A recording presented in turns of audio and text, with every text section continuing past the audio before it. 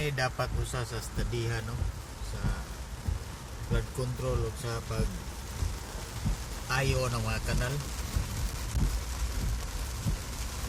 Ato ang mga government official din sa Cebu, tanawan ni Drio sa area sa Maria Luisa. Kusog kaayo ang bulog sa tubig nagikan din no? Ang nagilid sa kalsada o ng kalsada mismo. Asa mo ni padung adto sa ubos, adto sa downtown city, no? Kita kang agas ang tubig sa kalsada sa Maria Luisa. Kadako ano yung subdivision, so mo ni unta mo ni gagi, wala nagagis kanal ang tubig na nasa kalsada. Oh, tubig kurting kusuga, wala gagi na kuan.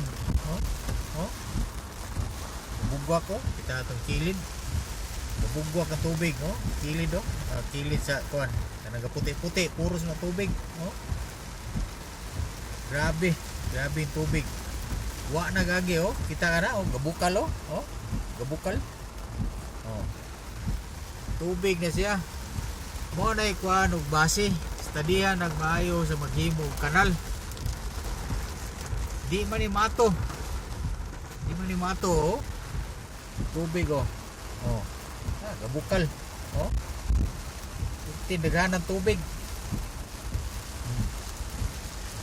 Kita ka na, oh tindagan ng tubig, oh gabukal ang tubig, oh gabugwak.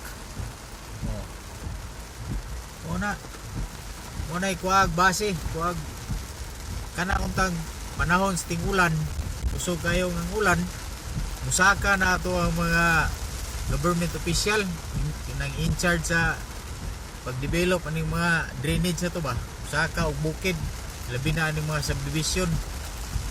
E puwerte daghanang tubig padong syudad, oh gabukal ang tubig, oh kita ka na, gabukal ang tubig sa kilid.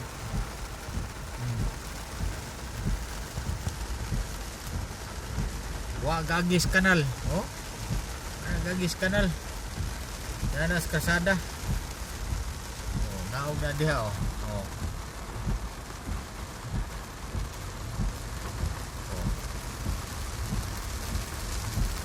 tubig, oh tindahan na kilid, oh naog na din is kuan sa may gawas sa Maria Luisa, oh gawas sa taas Maria Luisa. Bukal ng tubig, oh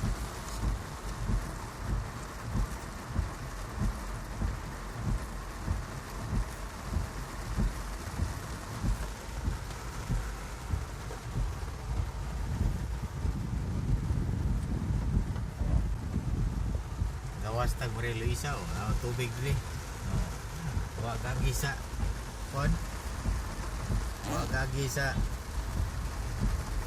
kanal as kilid.